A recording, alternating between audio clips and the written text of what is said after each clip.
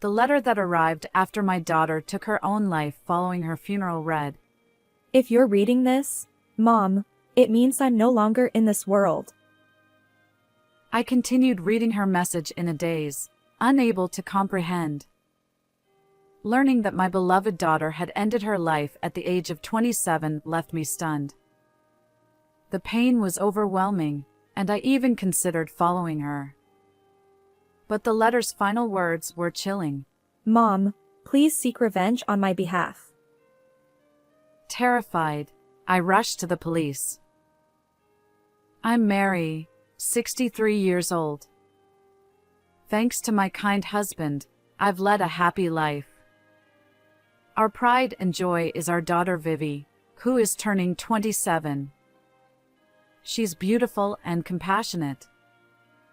Vivi found success as a children's book author and married Michael, the son of a company president, when she was 25.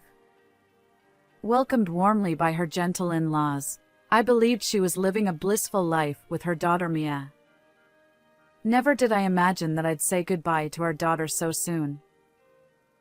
Vivi was our precious gift, born when my husband and I were 34 and struggling to have children. One unforgettable memory from her childhood is when she was 4 years old. "Mom, I want to play the violet flower tug of war." Oh, that's a nostalgic game. In a picture book read by the kindergarten teacher, there was a scene where children played tug of war with violet flowers. In this game, you intertwine violet stems and pull against each other. I gathered plenty of violets from the riverbank nearby and played with my daughter in the garden. Vivi exclaimed, "Violets are cute. These are my flowers." Her beaming smile remains etched in my mind. As she grew up, she was kind-hearted and beloved by neighborhood kids and classmates alike. In college, her hobby of creating picture books earned her awards, and she became a successful author. Her wedding was filled with blessings, and she and Michael welcomed their daughter Mia into the world. Truly, those were days of smooth sailing. Looking back, it was about a year ago, shortly after Mia was born and Vivi's father-in-law passed away, that her seemingly idyllic life began to unravel. Michael, who had been the vice president at the company, took over as president. Worried about Karen, Vivi's mother-in-law who would be living alone, Vivi and her husband decided to live with her at Karen's house. Around that time, I noticed something subtly off about Vivi. Each time we met, she appeared thinner, her complexion paler. It was about 6 months ago when Vivi visited our house. "Why did you come alone? How's Mia?" I asked. She averted her eyes and replied sadly, "Karen won't let Mia out of her sight. She wants me to focus on household chores since she's watching Mia." I protested. "But, don't you want Mia close to you?" She sighed. "I do, but I think Karen is infatuated with Mia." According to Vivi, Michael was swamped with work and couldn't lend a listening ear. I felt Vivi's emotions and became disheartened. Talking to Mom about my complaints made me feel better. However, it seemed unusual for patient Vivi to be troubled. I suggested, "If it's difficult, why not come home for a while?" She hesitated, then, "Maybe, but I'll endure a bit longer. Once Michael's work settles down, he'll listen, I believe." With a heavy heart, she left. And that was the last time I saw my daughter. I'll forever regret not holding her back more strongly during that visit from Vivi. Afterward, despite my repeated attempts to call my daughter's cell phone, I couldn't get through. Unable to bear the uncertainty, my husband and I visited Vivi's home. However, Karen turned us away with a curt, She's not here. leaving us in the dark about Vivi's well-being. Desperate, I contacted Michael, but his response was far from comforting. Family dynamics are fine. Besides, even if she's your only daughter, meddling in the affairs of a married child is overly protective, don't you think? His lack of understanding left me disappointed.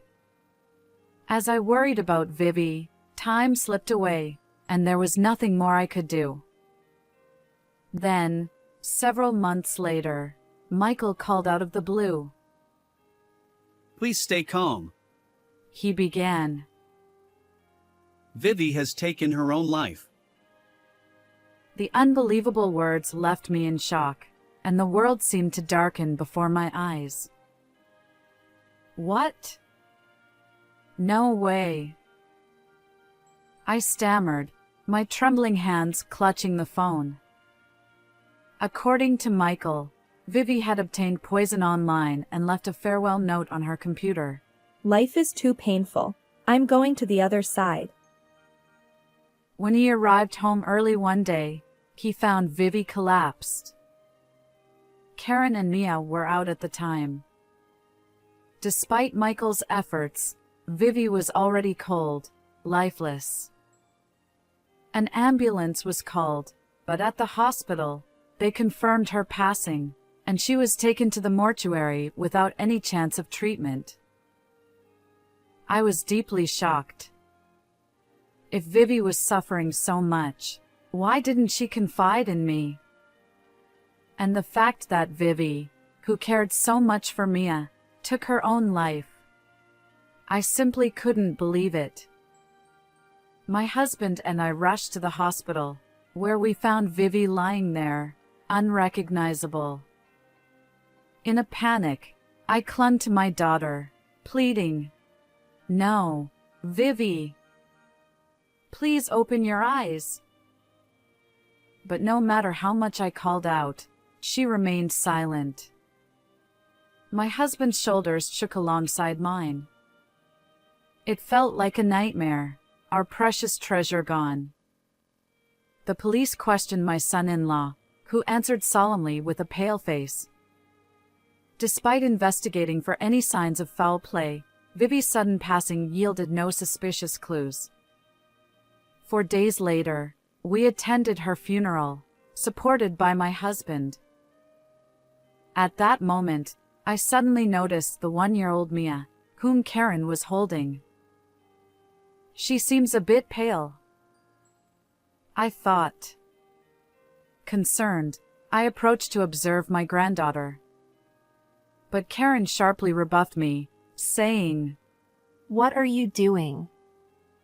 Don't touch her without permission.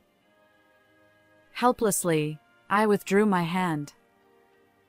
It's heartbreaking that this poor little one lost her mother at just 1 year old, and I can't even hold her. As I observed my distressed daughter, I blamed myself for not being able to provide enough support. Later, my son-in-law offered to dispose of Vivi's belongings, but at that point, nothing mattered. All I wanted was my daughter's life. After the funeral, I returned home and collapsed, utterly drained of energy. A week after the funeral, my daughter's childhood friend Daisy visited our home. Astonishingly, she said, "I have a letter from Vivi." Apparently, after Vivi's passing, an envelope arrived addressed to Daisy, containing a note and a letter for me. The note read, I'm sorry for the sudden request, but only Daisy can handle this. and then Vivi's message. If anything happens to me, please deliver this letter to my mom. Keep it private. Trembling, I accepted the envelope. My daughter, who had left without a word, had actually left a proper farewell. It was both heartwarming and heartbreaking, a mix of complex emotions, as I unfolded the neatly folded stationery. There, her familiar handwriting filled the page. The opening lines of the letter. If you're reading this, Mom, it means I'm no longer in this world. made my vision blur with tears. However, as I continued reading, I was struck by a shock akin to being hit with a hammer. What does this mean? The letter revealed the tragic circumstances my daughter faced, imploring me to seek revenge on her behalf.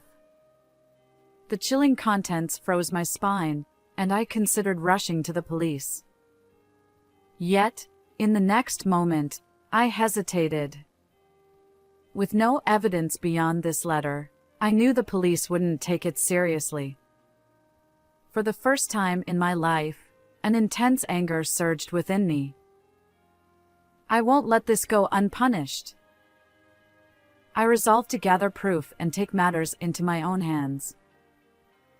The next day, my husband and I headed to Karen's house. We rang the intercom, and the front door swung open when we announced our names. There stood my disheveled, steely-eyed Karen, glaring at us like a guardian deity. Are you two strangers now? What business do you have? She snapped. We've come to collect Vivi's belongings, I replied. Humph. I was thinking of disposing of them like trash. Do as you please. Her cold words cut through the air. But then, the piercing cries of a baby reached us. We hurried toward the living room, where a shocking scene unfolded. Little Mia sat on the cluttered floor, thin and dirty, wailing. An empty milk bottle lay nearby, and her swollen diaper revealed neglect. I scooped up my grandchild. What's going on? Why won't you care for this child? She's just a 1-year-old. Karen retorted. Why should I bother with that woman's child? I've had enough. You say that, but you were eager to take Mia away from Vivi and keep her all to yourself. I shot back, remembering Vivi's lonely expression when she returned home. Karen smirked, her lips curving into a mocking smile. I couldn't leave that incompetent daughter-in-law in charge. But this child? She doesn't even warm up to me. I can't find her cute anymore. Beside Karen, who continued to offer baseless excuses, I attended to Mia, changing her diapers, feeding her milk, and caring for her. Karen's angry voice persisted. Even though she's completely useless, she went to such embarrassing lengths, tarnishing our reputation. It's all because of her upbringing. As she spoke, I clenched my lips, resisting the urge to retort. I wondered if Vivi had endured this constant berating. Poor Vivi. I silently endured, knowing there was a reason. Unbeknownst to Karen, my husband had been investigating Vivi's belongings. His anger simmered beneath the surface. Vivi's possessions lay haphazardly under the dimly lit staircase down the hallway. There, a thin mattress and tattered blanket hinted at what had been Vivi's room during her lifetime. She hadn't even been given a proper space. Instead, she slept in this dismal corner. My husband's fists trembled with emotion. If only he knew the truth about our daughter's suffering. As the situation unfolded, Karen contacted Michael, and he returned home. His anger flared as he confronted us. How dare you barge in like this? Take Vivi's belongings and leave. His eyes narrowed at us, and he continued, We'll leave soon, but I have a request. Please let us take Mia. The current situation is becoming unbearable. Michael scoffed. That crying brat? I've never found her cute. She's just like useless Vivi. Take her with you. He grabbed my arm, intending to drag me toward the entrance while I held my grandchild in my arms. Be gentle. Mia will get scared. I protested. But Michael snapped back.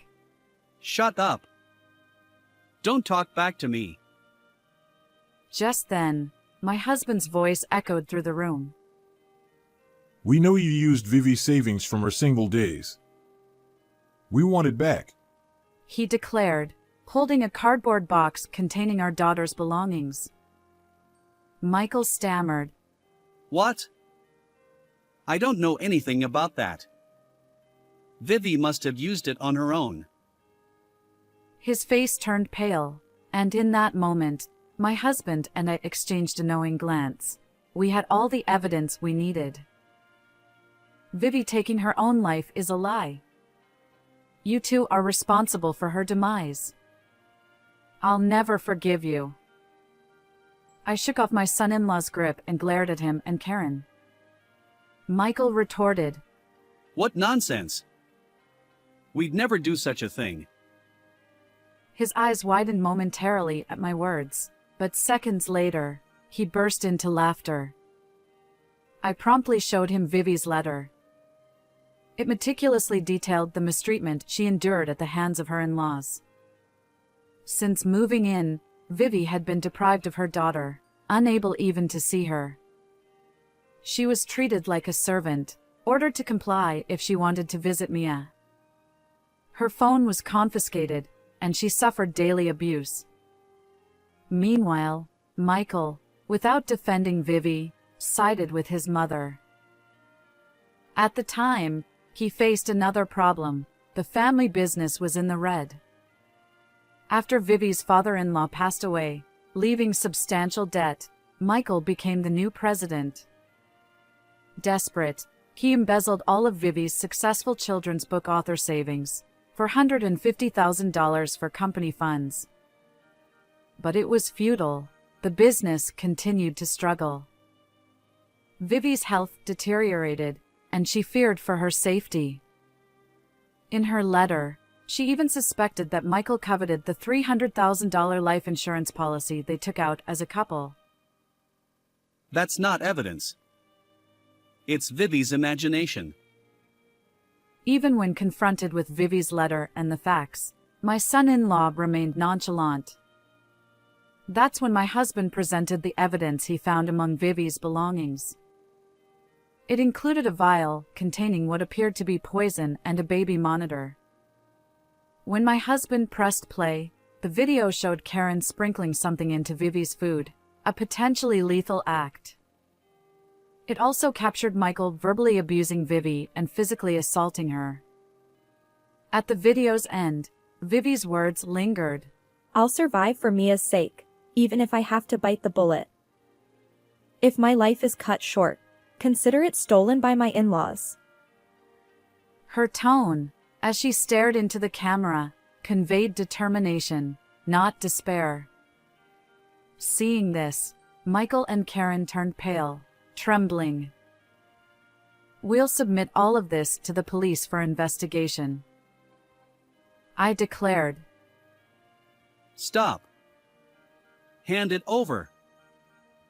Desperate, they tried to snatch the evidence from my husband's grasp.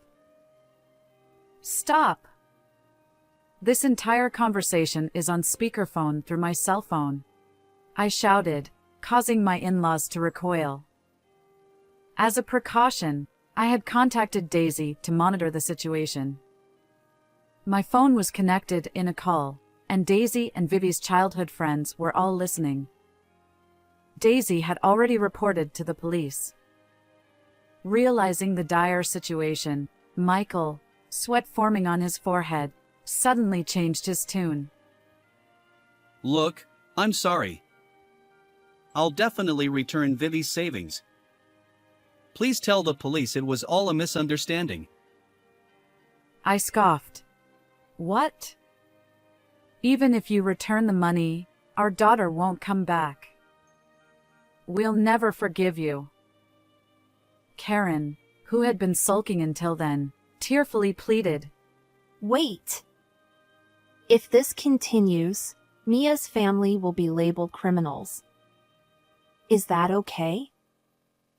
Even she, in her sudden change of heart, joined the plea. Perhaps inspired by his mother's desperation, Michael collapsed to his knees beside her. For Mia's sake, her family is better off without people like you. Confess your actions honestly to the police. Shortly after, the police arrived, and Michael and Karen were escorted away in a patrol car. Afterward, the two were convicted. During police interrogations, it was revealed that they forcibly held Vivi down and coerced her to ingest poison, all in pursuit of the life insurance money. The computer purchase information and the farewell letter attributed to Vivi turned out to be Michael's fabrication. They were both held accountable for taking a life. We sought $450,000 from Vivi's savings, $30,000 in compensation, and $90,000 for Mia's. Vivi's in-laws sold their sole remaining property, a house and land, to meet these demands. Even if they step beyond prison walls, a thorny path awaits them. Meanwhile, my husband and I are raising our grandchild. Mia thrives, her plump cheeks reminiscent of Vivi. And in our garden, violets bloom abundantly. When Mia grows a little older, I plan to reminisce about our daughter while playing tug-of-war with Violet. How did you find this story? Don't forget to subscribe to our channel. Until next time in our next video.